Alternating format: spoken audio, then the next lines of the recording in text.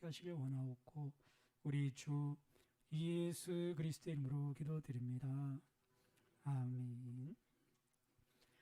하나님의 말씀 함께 봉독하겠습니다. 시편 23편 1절에서 6절까지 한 절씩 교독합니다.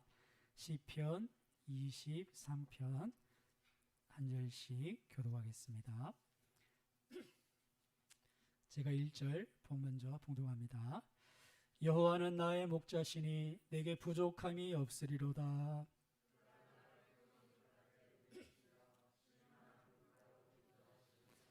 내 영혼을 소생시키시고 자기 이름을 위하여 의의 길로 인도하시는도다.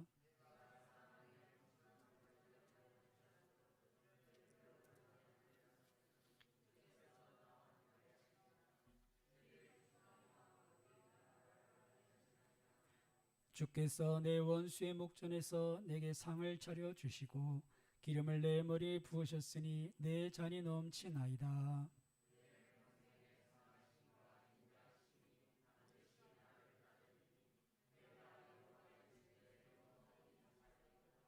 아멘. 우리 모두 성삼위 하나님께 감사와 찬송과 영광을 올려드립니다. 아멘. 오늘은 여호와 나의 목자라는 제목으로 우리의 삶을 인도하시고 또 지켜 보호하시고 또 우리의 필요를 채우시며 돌보시는 그 하나님의 은혜에 대해서 같이 말씀을 살펴보도록 하겠습니다. 성경을 보시면 하나님은 우리에게 하나님과 우리가 어떤 사이인지 어떤 관계인지를 여러 가지 모습으로 알려주고 계십니다. 우리가 잘 아는 것처럼 하나님과 우리 사이 아버지와 아들이라는 것을 우리가 알 수 있죠. 우리가 지난번 탕자의 비유를 살펴봤던 것처럼 우리 하늘아버지께서는 우리의 존재만으로도 기뻐하시는 줄로 믿습니다. 우리가 뭘 해서 기뻐하시는 게 아니라 이는 죽었다 다시 산 내 아들, 우리가 하나님의 아들 되고 그것만으로 우리를 기뻐하시는 분이시죠. 그렇게 하나님과 우리 사이를 한마디로 정의한다면 아버지와 아들이다 할 수 있겠고요. 또 성경 우리에게 신랑과 신부로서 그렇게 하나님과 우리의 관계를 소개해 주십니다. 여러분, 신랑과 신부, 부부는 무촌이잖아요. 무촌, 촌수도 없는 가장 가까운 사이가 부부 사이죠. 하나님 우리에게 이렇게 신랑과 신부로 말씀해 주시는데요. 그렇게 하나님 우리를 가까이 하시기 때문에 하나님께서 질투하시는 하나님이신 것 같아요. 그래서 어떻습니까? 우리가 우상을 섬기는 거, 이걸 정말 싫어하셔서 우상 숭배를 영적인 간음, 그리고 부부관계에 딴남자 만나면 안 되잖아요. 그것처럼 우리가 우상을 섬기는 것, 신랑이신 하나님께서 가장 싫어하시는 것, 그렇게 우리에게 말씀하시는 것을 볼 수 있습니다. 또한 하나님께서 우리에게 우리가 하나님과 사이에서 꼭 잊지 말아야 될 관계가 하나님 우리의 삶의 주인이시고 우린 그 삶의 그분의 종이라는 것도 하나님께서 말씀하고 있는 것을 볼 수 있습니다. 우리가 생각할 때 아이고 주인 종하면 무섭고 엄하고 좀 껄끄러운 관계 이렇게 생각할 수 있는데 그 주인은 정말 좋으신 주인이시죠. 그 주인께서 종된 우리들을 인격적으로 대해주실 뿐 아니라 또 그리고 그런 관계 속에서 우리에게 기대하시는 것은 하나님의 뜻을 받들어 섬길 것을 우리에게 기대하고 계신다는 것을 알 수 있습니다. 또 예수님은 우리와 관계를 포도나무와 가지로 뗄래야 뗄 수 없는 사이로 말씀하기도 하셨는데요. 그 중에 가장 친숙한 이미지는 오늘 말씀처럼 양과 목자의 관계가 아닌가 한번 생각해 보게 됩니다. 아마 한 번쯤은 예수님께서 양떼를 거느리시고 어린 양을 품에 안으신 그런 목자상 그 그림을 한 번쯤은 보신 적이 있다 생각되는데요. 예수님은 친히 말씀하신 것처럼 나는 양을 위해서 목숨까지 내어주는 선한 목자라 그렇게 말씀하셨죠. 여러분, 하나님은 우리를 위해서 독생자도 아끼지 않고 내어주시고 주님은 자신의 생명을 내어주실 만큼 우리를 위하시는 선한 목자이신 줄 믿습니다. 그분과의 그 관계를 우리가 바로 알아야 될 텐데 오늘 그 양과 목자의 관계를 한번 살펴볼 텐데요. 그렇다면 하나님께서 왜 우리에게 하나님과 우리의 관계를 이렇게 양과 목자의 관계로 묘사하는가 하는 것도 우리가 생각할 필요가 있는 것이 있죠. 짐승 중에 가장 의존적인 짐승이 양이라고 합니다. 저는 이렇게 양을 키워보지 않아서 잘 모르겠는데 이 양은 다른 짐승들과 다르게 주인이 도와주지 않으면 살아갈 수 없는 생존하기가 어려운 그런 동물 중에 하나라고 하네요. 그래서 자세히 보면 이 양은 자기가 혼자 이렇게 풀 있는 그 목초지를 찾아가지도 못하고 또 물 먹으러 가기도 좀 힘들어하는, 특별히 이 공격할 수 있는 어떤 신체적인 게 아무것도 없답니다. 뭐 날카로운 이빨이 있든지 아니면 날카로운 발톱이나 뭔가 있어야 되는데 그런 공격할 수 있는 그런 몸에 그런 것이 없고 또 방어할 수 있는 수단도 갖지 못한 짐승이 양이라는 것이죠. 여러분 스컹크라는 짐승은 어떻습니까? 위기에 처하면 방구를 뿡 끼고는 독한 냄새로 물리치기도 하고, 카멜레온 같은 짐승은 어떻습니까? 색을 싹 바꿔서 주변에 싹 동화돼서 그죠? 못 찾도록 이 숨는 재주라도 있죠. 그리고 고슴도치는 어떻습니까? 가시 삐쭉 세우면 웬만해서는 안 먹겠죠. 누가 그 가시도치인 고슴도치를 잡아먹겠습니까? 자기를 적어도 보호할 수 있는 기능에도 있어야 되는데 이 양은 공격할 수 있는 기능도 없고 보호할 수 있는 기능도 없고 그렇게 참 연약한 그런 짐승인 것을 볼 수 있습니다. 그래서 다윗이 오늘 시편 23편에 저자인 다윗이 누구보다도 양을 잘하는 사람이잖아요. 왜요? 목자였으니까. 그래서 그가 이렇게 양을 치면서 깨달은 게, 야, 정말 우리 인생 이렇구나. 하나님 우리의 선한 목자시고 나는 꼭 이런 양 같은 존재구나. 그런 것을 깨달은 것이죠. 그러면서 오늘 본문에 여호와는 나의 목자시니 내게 부족함이 없습니다. 그렇게 고백하면서 그 선한 목자 되신 하나님을 찬양하는 그런 시편을 우리에게 이렇게 남겨준 것이죠. 사랑하는 여러분, 우리가 그 선한 목자신 하나님께 우리가 우리의 삶을 맡기면 그 하나님께서 우리의 삶을 책임져 주실 줄로 믿습니다. 오늘 예배 시간에 우리가 정말 지치고 피곤한 우리의 인생살이에서 이것을 다 주님께 맡기고 하나님께서 선한 목자신데 내게 어떤 은혜를 주실까 하는 것을 기대하는 그런 귀한 시간이 되셨으면 합니다. 자, 그렇다면 선한 목자신 하나님께서 우리 삶을 어떻게 책임져 주시는가, 돌봐주시는가. 먼저 보시면 하나님께서 우리의 필요한 것을 채워주시는 그런 선한 목자인 것을 볼 수 있죠. 우리 같이 23편 2절 말씀을 같이 함께 봉독해 보겠습니다. 2절 말씀입니다. 그가 나를 푸른 풀밭에 누이시며 쉴 만한 물가로 인도하시는도다. 아멘. 목자의 가장 첫 번째 의무, 사명 중 하나는 양떼를 먹이는 데 있습니다. 그래서 푸른 풀밭, 예전 성경 번역은 푸른 초장으로 인도하시고 쉴 만한 물가로 인도하신다. 그렇게 말씀하시는데요. 우리나라는 어딜 가도 풀이 많습니다. 그래서 뭐 이렇게 풀에 대해서 이렇게 관심을 많이 갖지 않은데 우리가 아무리 도심이라도 조금만 벗어나거나 하면 바로 풀을 볼 수 있어요. 저는 화원교회에 한 5년 있었고 푸른 초장교회 한 5년 있었는데 화원에서 잠깐만 나가면 다산 쪽 가면 전부 다 풀이에요. 바로 시골이고 이 강창도 어떻습니까? 다산당 넘어가면 전부 다 풀이에요. 그래서 풀이 전혀 이렇게 이게 귀하지 않은 그런 동네 살았는데 그건 뭐 다 같은 것 같아요. 여러분 도심에 있을수록 풀이 별 필요하지 않지 않습니까?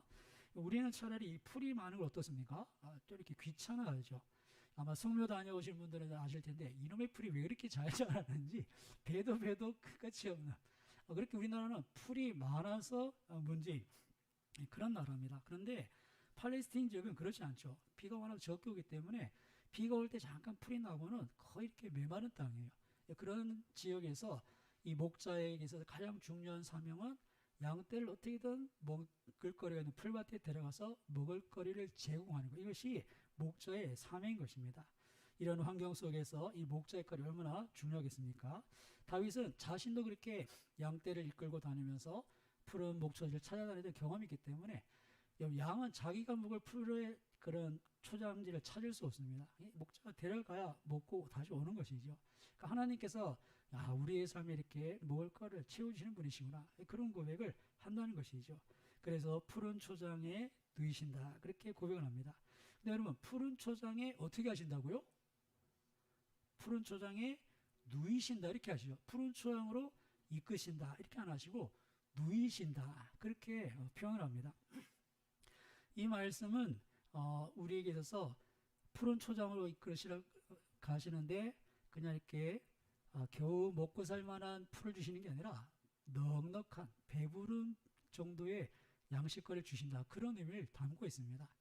제가 제 아내랑 우리 아들한테 한 번씩 이렇게 꿀소리를 듣는 게 밥 먹으러 집에 갔다가 한번 누우면은 이렇게 거기서 이렇게 코를 골고 자는 경향이 있어가지고 아빠는 맨날 먹으면 눕는다고.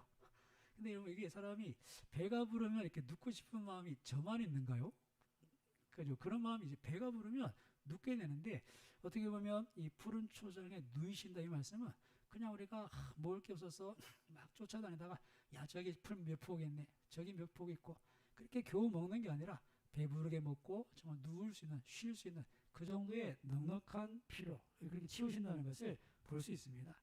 여러분 풀이 많아서 배불리 먹고 누울 수 있는 그리고 어떤 분은 풀이 많아서 그 위에 누워서 먹을 수 있는 그런 풍성한 목초지로 이렇게 이해하기도 하는데 어쨌든 중요한 건 하나님 우리를 어디로 인도하십니까? 푸른 초장으로 인도하시고 누이신다는 것을 잊지 마십시오.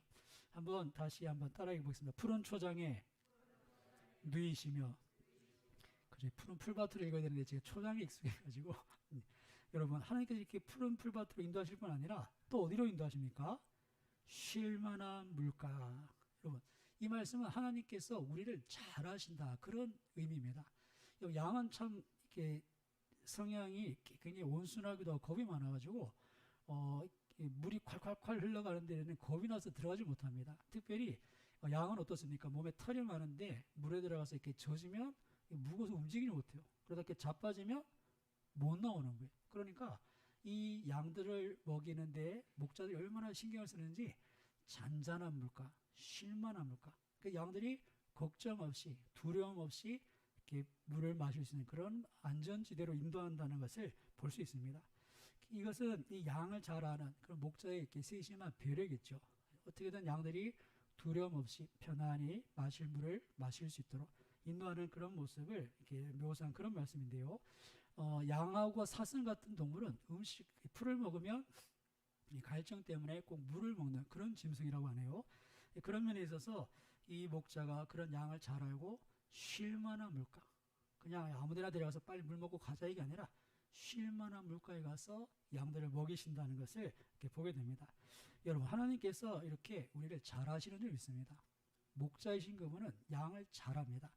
예수님 말씀처럼 하나하나 이름을 불러가서 데려가시는 그런 분이고 양들도 그 목자의 음성을 아는 그런 목자와 양의 관계 그것을 이렇게 볼 때 하나님 정말 우리를 잘 아시는구나 하는 것을 꼭 기억하셨으면 좋겠습니다.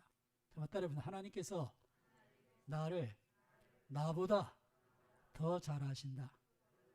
이것을 잊지 마십시오. 그래서 내가 이해하지 못하는 그 하나님의 인도하심 속에 하나님 나보다 나를 더 잘 아시겠지 하는 그런 여러분의 신뢰가 있었으면 좋겠습니다. 그래서 예수님께서 뭐라고 말씀하십니까? 예수님께서 하나님에 대해서 말씀하시면서 공중에 나는 새를 봐 들에 핀 꽃을 봐 그러면서 하나님에 대해서 하늘에 계신 아버지 너에게 있을 것을 아신다 그렇게 말씀하시죠. 우리는 있을 것을 아시는 분이세요. 우리는 뭐가 있었는지 잘 모를 수 있지만 하나님은 정확히 아신다는 것이죠. 또한 예수님께서 우리 하늘아버지는 우리의 머리카락까지 세신다 그렇게 말씀하십니다. 우리의 머리카락을 센다는 말씀은 우리가 가장 하찮게 여기는 것에도 하나님께서 관심을 가지고 계신다 그런 의미예요. 저도 이렇게 머리 감으면서 제가 머리카락 몇 개인지 몇 개 빠졌는지 이런 거 안 살리거든요. 별 뭐 이렇게 그런데 하나님은 그런 것조차 내가 관심 없는 것조차도 관심을 가지신다는 것 그것이 하나님 아버지의 마음이시라는 겁니다. 그 하나님께서 우리를 돌보시는 줄 믿습니다.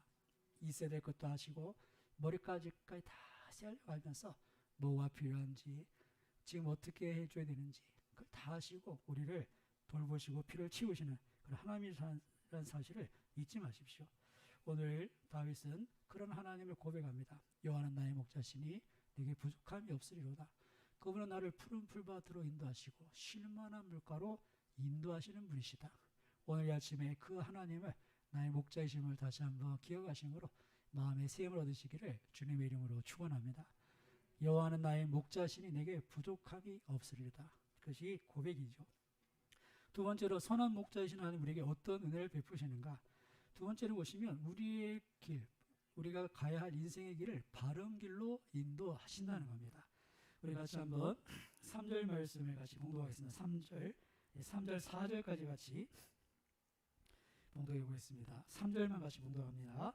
내 영혼을 소생시키시고 자기 이름을 위하여 의의 길로 인도하시는도다. 아멘. 여러분, 하나님께서 우리를 먹이시고 마시게 하실 뿐 아니라 우리의 가야 할 길을 인도하신다는 사실을 잊지 마십시오.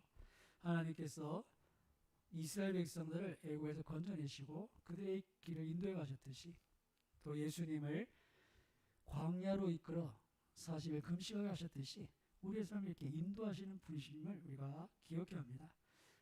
물론 우리는 우리가 어디로 가야 할지는 모르는 참 그런 연약한 자들인데요. 로마서 8장 26절은 우리가 마땅히 빌 바, 기도할 바도 모른다 말씀하시고 또 이사야서 53장 6절은 우리는 다 양 같아서 각기 제 길로 가는 사람들이다. 다 자기가 보고 이쪽 길이 좋겠어. 아니 저쪽 길이 좋을 것 같은데 우리는 다 자기 길로 행하는데 이사야서 말씀 뭐라고 말씀하십니까? 다 양 같아서 그릇 행하여. 우리는 다 그냥 내 수준에 맞게 내 삶을 살아간다는 거죠. 근데 하나님 보시기에 다 그릇 행하여. 양 같아서 다 그릇 행하여 각기 제 길로 갔다. 그게 우리 인생이라는 것입니다. 그런 가운데 하나님께서 우리의 삶을 바른 길로, 의의 길로 인도하신다는 것이죠. 여러분, 우리 주변을 보시면 다들 양 같아서 다 제갓길, 자기 길을 갑니다. 내가 보기 옳은 길, 내가 보기에 행복하다고 생각되는 길, 내가 봐도 좋은 길. 그렇게 해서 다 각자가 원하는 삶을 살아가죠. 근데 하나님 보시기에 양 같아서 다 그릇 행하여 그렇게 말씀하신다는 겁니다. 이것이 믿지 않는 사람들뿐 아니라 믿는 사람에게도 동일하지 않습니까? 우리가 예수님을 믿는다고 하지만 여전히 다 양 같아서 자기 길을 간다는 겁니다. 우리가 지난 교사 수련회 때 하나님의 인도하심을 받는 법에 대해서 말씀을 나눠봤는데요.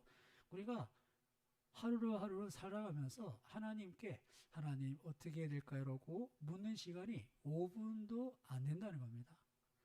24시간, 물론 8시간 잔다고 빼고 16시간, 60분씩, 6일은 6, 68에 48, 거의 한 100시간, 1000분 넘게 그런 시간 속에 5분도 하나님 앞에 하나님 이거 어떻게 해야 될까요?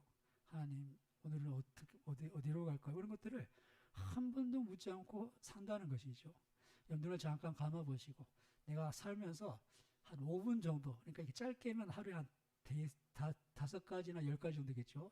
하나님 이걸 어떻게 할까요? 이렇게 묻는 게 좀 하나님께 이렇게 한 5가지라도 물으시는 분은 오른손, 안 묻고 그냥 제 갈 길로 사시는 분은 왼손. 자, 하나, 둘, 셋.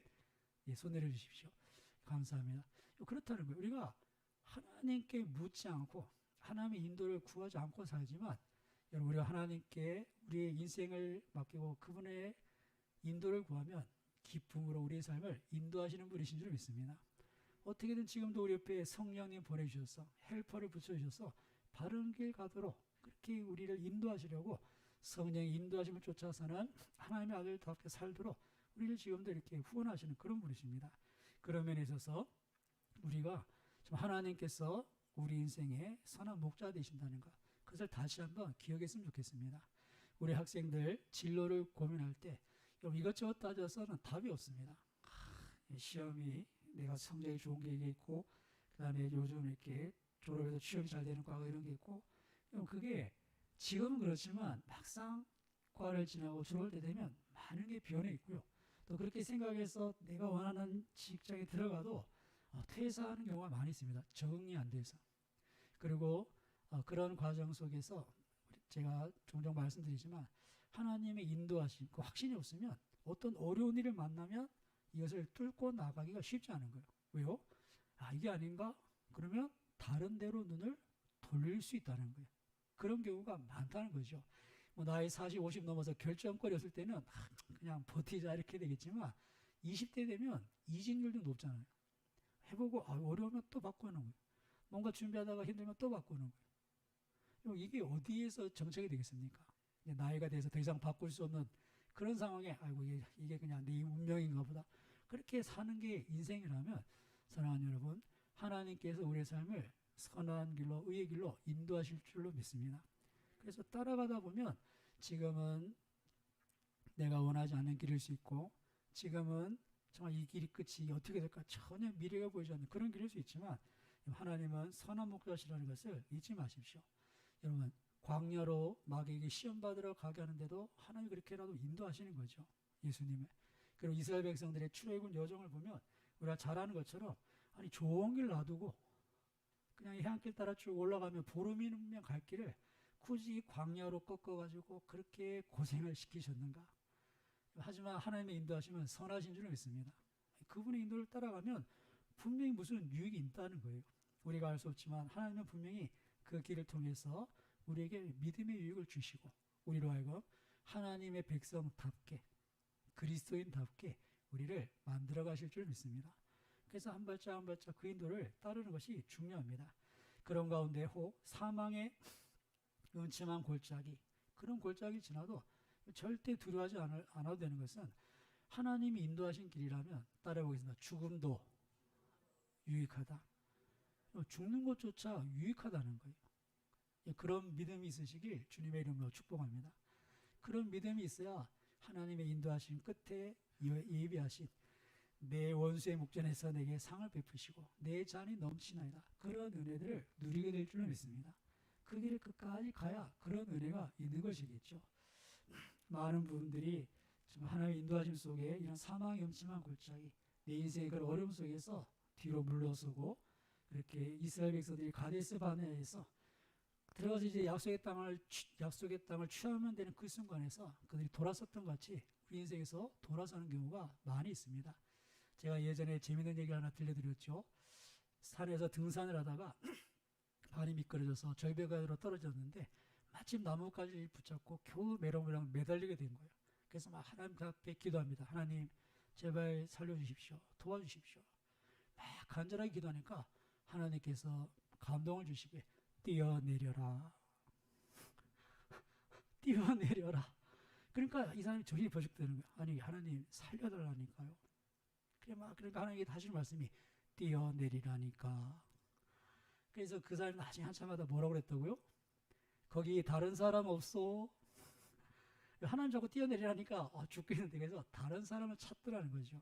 근데 알고 보니까 그 붙잡힌 데 밑에 그 높이가 막 30cm밖에 안 되는데 그걸 모르니까 막 하나님은 아시니까 뛰어내리라 그러는데 그러니까 하나님 내가 생각하는 대로 구원해 주지 않으시니까 다른 사람 없냐고. 이게 하나님의 인도하심 가운데 우리가 종종 겪는 그런 일입니다. 근데 여러분 하나님은 선한 목자라는 사실을 절대 잊지 마십시오. 그래서 다윗은 잘 아는 거예요. 자기가 양떼를 인도해 봤거든요. 저기 목초지를 가려면 이 계곡을 지나야 거길 갈 수 있는 거예요. 이거 아니면 길이 없으니까 양들이 좀 위험할 수 있지만 자기가 있으니까 내가 이렇게 양을 들어서 올려주고 이렇게 해서 이 험한 골짜기를 지나서 초장으로 인도하는 게 목자라는 걸 다윗은 누구보다 잘한다는 거예요. 이 길밖에 없고 이걸 지나야 푸른 초장도 있고 쉴만한 물가도 있고 하나님께서 그런 은혜가 있다는 것을 알기에 양들이 힘들더라도 목자가 정말 고생하면서 그렇게 어려운 길을 인도해가는 것 아니겠습니까? 하나님께서는 그렇게 우리 삶을 인도하십니다. 독생자도 아끼지 않고 내어주셨던 그분이 무엇을 아까워하셨어? 우리에게 무슨 감정이 있어서 야 나 뭐 고생해봐라 그렇게 우리를 뺑뺑이 돌리듯이 이런 사지로 몰아 넣으시겠습니까? 하나님 절대 그런 분이 아니십니다. 우리에게 필요하게 지금은 사망의 음침한 골짜기 같이 힘들지만 여러분 하나님이 그 가운데서 우리를 받쳐주시고 우리를 보호하시고 이끄셔서 우리를 그 길을 지나 우리를 예비하신 은혜의 자리로 이끄신다는 것, 이것을 이 아침에 꼭 기억하실 수 있기를 주님의 이름으로 축원합니다. 선한 목자가 있으니까 그분을 인도하시는 뜻이 있다는 겁니다. 그렇게 우리의 길을 인도하신 그 하나님의 은혜가 우리 가운데 있다는 것을 기억하시고 그리고 이렇게 우리의 피를 채우시고 인도하실 뿐 아니라 세 번째로 마지막 하나님 우리를 지키시고 보호하시는 분이시라는 것을 우리가 기억했으면 하는데요. 우리가 4절 말씀을 같이 함께 봉독했으면 합니다. 4절 같이 봉독합니다. 내가 사망의 음침한 골짜기로 다닐지라도 해를 두려워하지 않을 것은 주께서 나와 함께 하심이라. 주의 지팡이와 막대기가 나를 안위하시나이다. 아멘. 주께서 나를 안위하시니까 사망의 음침한 골짜기는 누구도 두려워하는 그런 장소일 겁니다. 그러나 그 두려움보다 더 큰 확신, 주께서 나와 함께 하시고 그 주님은 전능하신 하나님이신 줄 믿습니다. 그 능하신 팔로 나를 붙잡고 이 골짜기를 지나게 하시겠다고 하시니 나는 두려워하지 않습니다. 이게 다윗의 고백인 것이죠. 아까 말씀드린 것처럼 다윗은 친히 양을 쳐봤기 때문에, 그렇게 어려운 골짜기 양들을 이끌어봤기 때문에 그 하나님을 신뢰할 수 있었던 겁니다. 사랑하는 여러분, 우리에게도 그런 하나님에 대한 신뢰가 있었으면 좋겠는데요. 다윗의 인생을 봐도 그런 하나님의 지키심, 보호하심, 그것을 정말 그는 누구보다도 이렇게 실감했다 생각되는 게, 다윗이 사울왕 앞에서 검은 거를 타고 음악을 들려줍니다. 사울이 지금 악령 때문에 정신이 없을 때 이 검은 걸 타고 심신에 안정을 주고 평안을 찾게 해주는데, 근데 사울이 그때도 어떻습니까? 노기가 충천해서, 그죠? 뭐 좀 이제 잠잠해질만 하면 또 마귀가 속에서, 야, 너는 천천히네, 다윗은 만만이야. 그러면 욱 올라와가지고 옆에 있던 창 잡고 막 던지잖아요. 여러분, 사울은 용사입니다. 용사. 그리고 여러분, 방 안에 뭐 이렇게 거실에 오셔도 앞에 검은 걸 타고 앉아있는 다윗이에요. 사울이 창을 들고 그 다윗을 못 맞추겠습니까? 사울은 그런 어리버리한 장수가 아닙니다. 이스라엘이 이끌던 용장이죠, 용장. 그런 사울의 창에서도 하나님께서 지키시고 보호하신다는 거예요. 그리고 블레셋에 망명했을 때 얼마나 위기 상황을 맞습니까? 근데 하나님께서 다윗이 침 흘리면서 미친 척 하니까 블레셋 사람들이 다 속게 해주시는 거예요. 따라해보자. 블레셋 사람들이 속게 하시더라. 이거 지금 멀쩡하게 들어와서 지금 자기 신의 망명을 밝혔는데, 갑자기 이 다윗이 그 천천만만한 그 사람 아닙니까? 그랬더니 에이 하고 침 흘리는데, 그거를 믿는다는 거예요. 다윗이 미쳤네. 미쳤으니까 여기까지 왔겠지. 그게 믿어집니까? 방금 전까지 멀쩡하게 예를 갖추고 찾아와서 제가 망명코자 합니다, 이런 사람이 갑자기 침 한 번 흘렸다고 미친 사람 쫓아내라고. 이 하나님께서 지키시는 것인 줄 믿습니다. 이게 속게 만드는 거예요. 이 하나님이 하신 일이죠. 그렇게 하나님께서 수많은 전장터에서 그를 살려줬고, 골리앗과 다윗의 싸움에서도 결국 하나님께서 지키신 것 아니겠습니까? 그런 다윗이 고백합니다. 사망의 음침한 골짜기에서 나는 해를 두려워하지 않는다. 주께서 나와 함께 하심이라. 그런 하나님의 지키심, 보호하심, 그렇게 우리 눈동자처럼 지키신다는 것을 다시 한번 기억하실 수 있기를 주님의 이름으로 축원합니다. 그리고 그 하나님을 신뢰할 때 정말 우리에게 보이신 길, 내게 맡기신 직분 사명을 감당할 수가 있는 것이죠. 두려움이 있으면 아무것도 못합니다. 우리 속의 근본은 두려움이거든요. 마귀는 하나님 없이 우리 자신을 한 게 두려움 속에서 우리를 얽어맵니다. 얽어맨다는 거예요. 그래서 두려움이 임하면 이걸 떨쳐낼 수 있는 방법이 없습니다. 근데 여러분, 하나님이 함께 하심을 기억하면 이 두려움을 떨쳐낼 수 있는 줄 믿습니다. 그걸 떨쳐내는 거죠. 여러분, 우리가 이 코로나 때문에 얼마나 많은 마음고생을 했습니까? 근데 이 두려움을 어떻게 떨쳐내겠습니까? 생사가 하나님께 있다는 것. 여러분, 우리가 코로나 안 걸리게도 하시겠지만 걸려도 가볍게 지나가게 하실 줄 믿습니다. 그리고 정말 안 되면 죽는 게 유익하다면 그걸 어떻게 하겠습니까? 하나님이 분명히 그런 죽음마저도 선하게 쓰신다는 것. 그래서 하나님을 신뢰할 때 우리에게 주어진 모든 삶을 우리가 감당할 수가 있는 것이죠. 경제적인 어려움 속에서도 하나님께서 우리에게 일용할 양식, 필요한 것을 더하실 줄 믿습니다. 너무 내일 일을 염려하지 마십시오. 따라서 내일 일은 내일에게 맡겨라. 하나님께 맡기라는 거예요. 이건 하나님의 영역인데 내가 막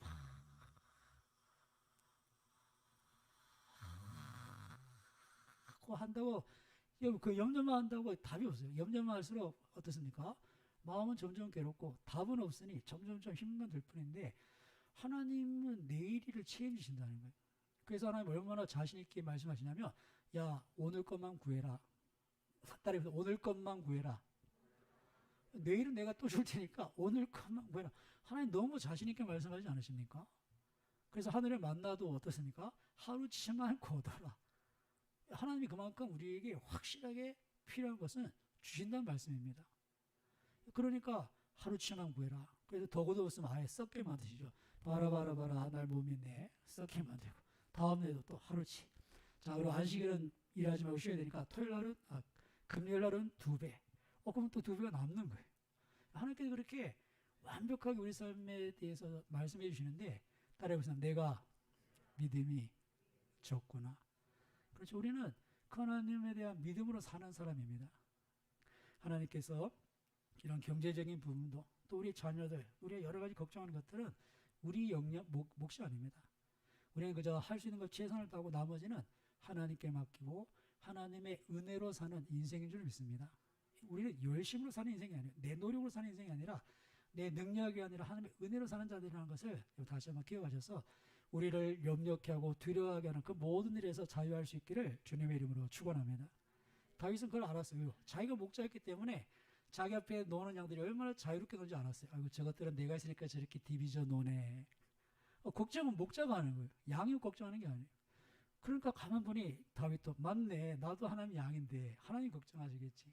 그렇게 된다는 거예요. 오늘 하나님께서 우리에게 나는 선한 목자라 하시고 우리에게 너희는 양떼라 말씀하셨다. 이 말씀 속에서 하나님은 우리에게 필요를 채워주시는 분, 우리에게 가는 길을 인도하시는 분, 그리고 우리에게 그런 인도하심 속에 지키고 보호하시는 분이라는 것을 다시 한번 기억하셔서 우리의 가는 길 끝까지 주님을 따를 수 있기를 주님의 이름으로 축원합니다. 그래서 그 하나님을 향한 마지막 결론 이렇게 말씀하시죠. 우리 5절 6절 같이 봉독합니다.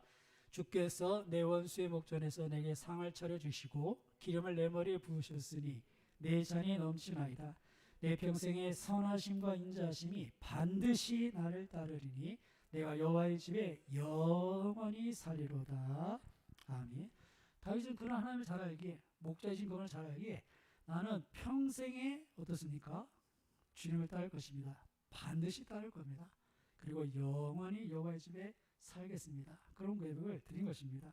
오늘 아침에 여러분도 이런 이 고백을 하나님 앞에 이 예배 자리에서 우리의 마음으로 올려드렸으면 합니다. 주님, 나도 내 평생에 선하심과 인자하심이 따를 것을 기억합니다. 주님, 내가 여호와의 집에 영원히 살겠습니다. 그런 저 여러분 되시고 우리의 삶 가운데 원수의 앞에서 상을 베푸시고 또 우리의 잔을 넘치게 하시는 그런 은혜로 사는 우리 모두가 되시길 주님의 이름으로 축원합니다. 우리 한번 찬송 드렸으면 하는데요.